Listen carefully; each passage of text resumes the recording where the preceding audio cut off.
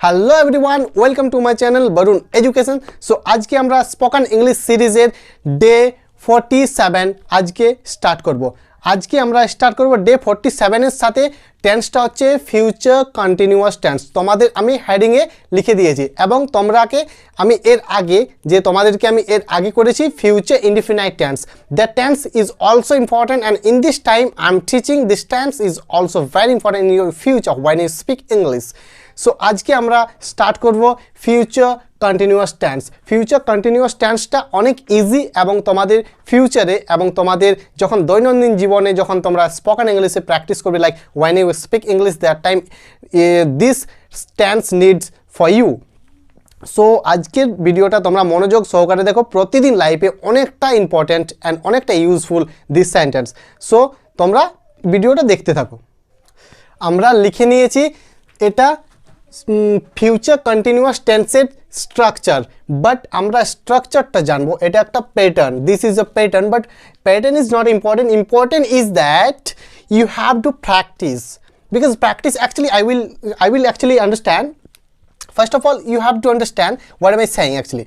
First তোমাদেরকে বুঝতে হবে যে এটা একটা তোমাদের জাস্ট প্যাটার্ন। এই প্যাটার্নের সাহায্যে আমাদের এইগুলো হবে এবং এইগুলো হওয়ার পরে আমরা কি শিখবো, মানে কোন জিনিসটাকে আমরা নিয়ে আমরা স্পোকেন ইংলিশে কথা বলতে পারবো, ওই জিনিসটাকে আমাদের বেশি ফোকাস করতে হবে।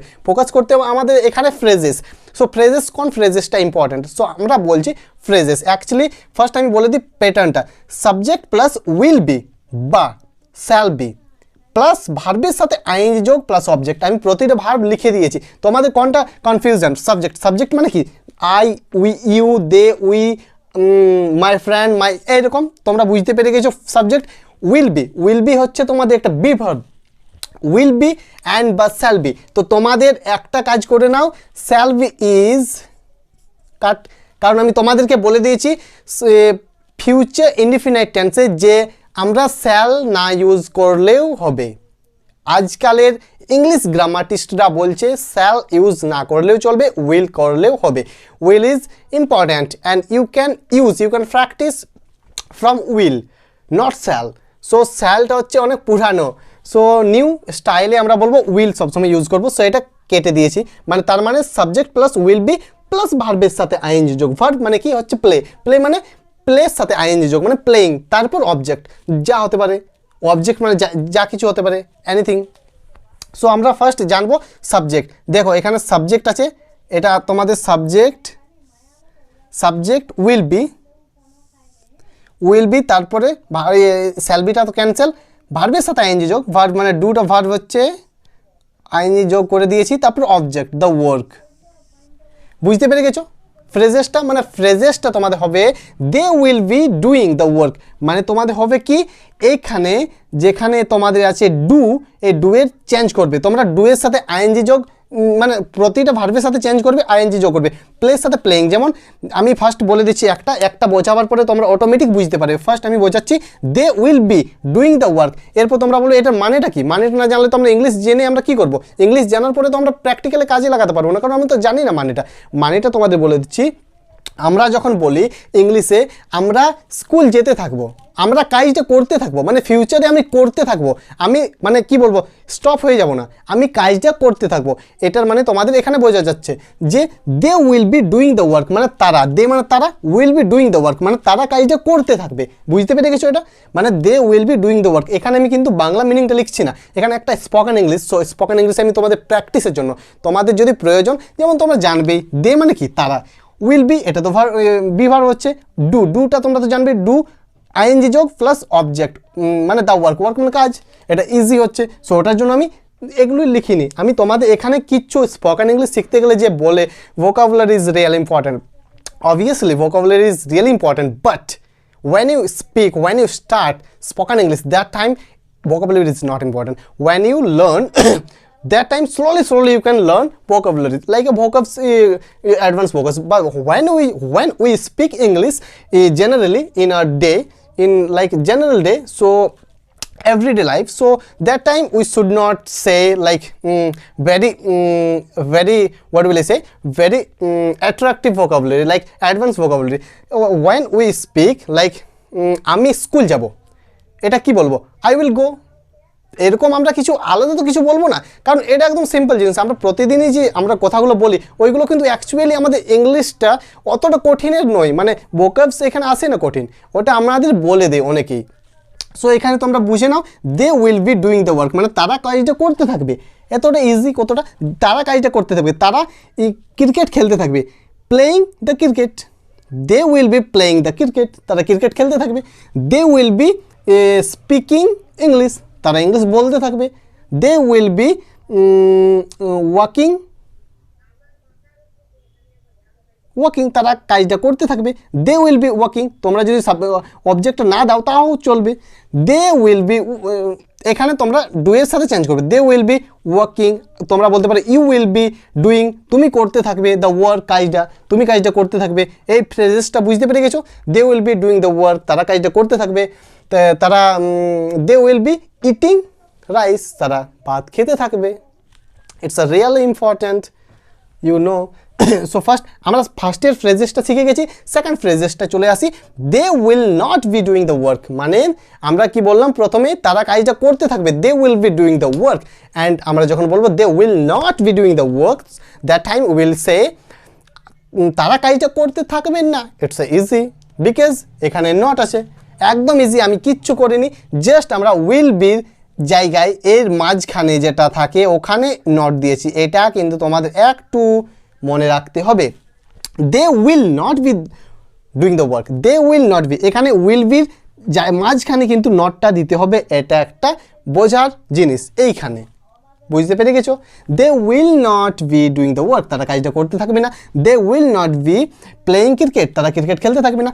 They will not be speaking English, তারা ইংলিশ বলতে থাকবে না। They will not be, do এর জায়গায় চেঞ্জ করো, গোয়িং টু স্কুল, তারা স্কুল যেতে থাকবে না। They will not be running, তারা দৌড়তে থাকবে না। দে উইল নট বি, তোমাদের যদি ঝামেলা হচ্ছে এই অবজেক্টে, অবজেক্ট ছেড়ে দাও, ক্যান্সেল, পুরোটাই ক্যান্সেল করে দাও, হয়েছে। তোমরা শুধু দেখো, they will not be playing, তারা খেলতে থাকবে না। তোমরা যদি এখানে ইউ লাগাও, you will not be playing, তুমি খেলতে থাকবে না। You will not be learning, তুমি ইংলিশ শিখতে থাকবে না, কিছুদিন পরে ছেড়ে দেবে, তোমাদের বলছি না। So they will not be, they বলতে পারো, আমি এখানে দে বলছি, তোমরা চেঞ্জ করবে। তোমরা বুঝতে পেরে গেছো, তোমরা বেসিক যদি তোমরা এখানে বুঝতে না পারো তাহলে তোমাদের প্রবলেম হচ্ছে বেসিক থেকে, ডে 1 থেকে যা যা আমি বলেছি, যেভাবে বলেছি ওইগুলো পুরোটাই করবে।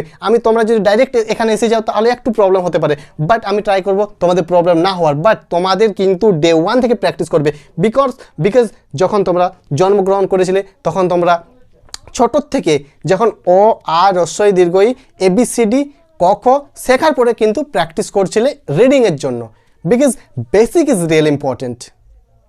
তুমি যতই বড় হয়ে যাও, বেসিক না জানলে স্পোকেন ইংলিশ শেখা যায় না। তোমার বয়স 10 বছর, কিন্তু তুমি যদি অ আ ক খ ABCD না জানো তাহলে ইংলিশ কী করে শিখবে? ইংলিশ শিখতে গেলে ABCD জানা দরকার, অ্যালফাবেট। বাট অ্যালফাবেট না জেনে তুমি যদি 20 বছর হয়ে যাও, তাও যদি বলো না আমি তো অনেক বড় হয়ে গেছি, আমি কেন শিখবো বেসিক জিনিস? বেসিক না শিখলে তুমি পারবে না। It's a real simple thing. So basic is important every way, not only in this year, every way. Okay, got it your point? So first of all we will say they will not be doing the work, তারা কাজটা করতে থাকবে না। Will they be doing the work, তারা কি কাজটা করতে থাকবে? উইল দেবি, এখানে কি আমি করেছি দেখো, একটু উইলটা কিন্তু এখানে এনেছি, বাকি যা আছে তাই কিন্তু আছে, বুঝতে পেরে গেছো? এখানের এই তুলনাটাই দেখো, এখানে আছে উইলটা এসে গেছে, দেটা আছে, তারপরে বি যেখানে আছে ওখানে, ডুইংটা যেখানে আছে ওখানে, দ্য ওয়ার্ক। এখানে তোমাদের প্র্যাকটিস করতে হবে। ব্যাপারটা হচ্ছে তোমাদের এখানে দেখলে কিন্তু ম্যাথের পারা লাগবে, ম্যাথস যেটা তোমাদের ক্যালকুলেশন করতে হয়, ক্যালকুলেশন পার্ট পারা লাগবে। বাট তোমাদের যদি প্র্যাকটিস করো, দেখে নাও, তোমাদের will they be doing the work, তারা কি কাজটা করতে থাকবে? Will they be playing cricket, তারা কি ক্রিকেট খেলতে থাকবে? Will they be going to school, তারা কি স্কুল যেতে থাকবে? এইভাবে তোমাদের প্র্যাকটিস করতে হবে। এরপর তোমরা এই জায়গাটা চেঞ্জ করতে পারো, will you be doing the work, তুমি কি কাজটা করতে থাকবে? Will you be learning English, তুমি কি ইংলিশ শিখতে থাকবে? এইভাবে তোমরা এই ফ্রেজেসটা বুঝতে পেরে গেছো। এরপর আমরা লাস্টে আসছি WH দিয়ে কীভাবে আমরা কোয়েশ্চেন করব। রিয়েলি আমি যেভাবে বলছি কিন্তু যদি না করো হয়তো স্পোকেন ইংলিশ শিখতে পারবে না, কারণ গ্রামার অ্যাকচুয়ালি যদি শিখতে চাও তাহলে স্পোকেন ইংলিশ শেখা যায় না। But actually this is a grammar also, but I'm teaching like a spoken English way. So that's why you should watch this video and you will learn many more things from this video. So first of all I will say will they be doing the work, তারা কি কাজটা করতে থাকবে। এখানে কি হবে how will they be doing the work, তারা কিভাবে কাজটা করতে থাকবে। স্যাম কিন্তু একদম এটাই কিন্তু WH ওয়ার্ডটা আগে দিয়ে দিয়েছি, কিচ্ছু নয়। এখানে তোমরা why দিতে পারো, why, when, how, what, where বুঝতে পেরে গেছো। এখানে তোমরা WH দিয়ে দেবে। how will they be doing the work, তারা কিভাবে কাজটা করতে থাকবে। why will they be doing the work, তারা কেন কাজটা করতে থাকবে। when will they be doing the work, তারা কখন কাজটা করতে থাকবে। what will they be doing the work, তারা কি কাজটা করতে থাকবে। where will they be doing the work, তারা কোথায় কাজটা করতে থাকবে। it's really important, this phrases is really important and you should remember these phrases and remember plus practice is really important. I will say every time, and also I used to speak all this video, practice is really important. প্র্যাকটিসটা অনেক important তোমাদের হচ্ছে। So আমি তোমাদের একটু বেশি English বলছি না, ইংলিশ বলা উচিত নয়। অনেকে বলে যে ইংলিশ বুঝতে পারি না, বাংলাতে বললে ভালো হয়। That's why I will say actually যখন আমি বাংলা বলতে চাই তখন অটোমেটিক্যালি ইংলিশ এসে যায়, বিকজ আমি প্র্যাকটিস করি অনেক, এখনও প্র্যাকটিস করি। Actually now I am also learning this language, I am not completed, actually I am not good in this language, I am also learning. অনেক জিনিস অ্যাকচুয়ালি ল্যাঙ্গুয়েজে কখনো পারফেক্ট হওয়া যায় না, ল্যাঙ্গুয়েজ শেখা হয়, অ্যাকচুয়ালি পারফেক্ট কখনো হয় না। সরি। সো তোমরা বুঝতে পেরে গেছো। সো এরপর তোমরা দের জায়গাটাই চেঞ্জ করবে, কিন্তু দের জায়গায় চেঞ্জ করবে সরি দের জায়গায় চেঞ্জ করবে এবং তোমরা এই ভার্বের জায়গায় চেঞ্জ করবে। চেঞ্জ করে করে তোমরা এইটা শিখতে পারবে। আশা করি তোমরা এই ভিডিওটা বুঝতে পেরে গেছো।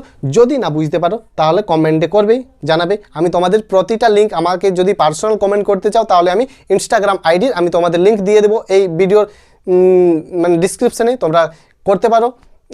যা তোমাদের কোয়ারি থাকবে, যা তোমাদের স্পোকেন ইংলিশ রিলেটেড যা থাকবে তোমরা বলতে পারো।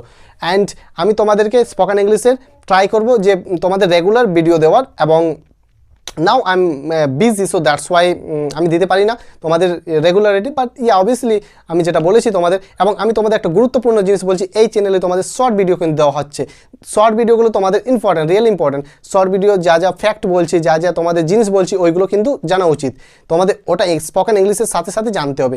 সো আই থিঙ্ক তোমরা এই ভিডিওটা বুঝতে পেরে গেছো এবং তোমরা প্র্যাকটিস করবে। আমি সবসময় বলবো প্র্যাকটিস না করলে স্পোকেন ইংলিশ ক্লাস কেন, এই ক্লাসটা কেন, তোমরা প্যাড কোর্সে যদি 10 লাখ টাকার ক্লাস করে পারবে না, সম্ভব নয়। Practice is important. যেখানে যাবে প্র্যাকটিস, কোনো মাস্টারে তোমাদের, কোনো টিচারে তোমাদের মুখে গুলিয়ে খাওয়ালেও তোমাদের হজম হবে না, ওটা নিজেকে হজম করতে হবে। এখানে হচ্ছে তোমাদের নিজেকে প্র্যাকটিস করতে হবে। যেখানে যাবে practice is real important. So that's why I am saying practice is real important. So তোমাদের প্র্যাকটিস করা উচিত। সো আই থিঙ্ক তোমাদের এই ক্লাসটা ভালো লেগেছে। যদি ভালো লেগে থাকে তাহলে একটা লাইক করবে, কোনো প্রবলেম থাকলে, কোনো মানে কোয়েশ্চেন থাকলে কমেন্ট করবে, এবং তোমরা নিউ হয়ে থাকলে সাবস্ক্রাইব করবে। So thanks for watching this video, bye bye and see you again.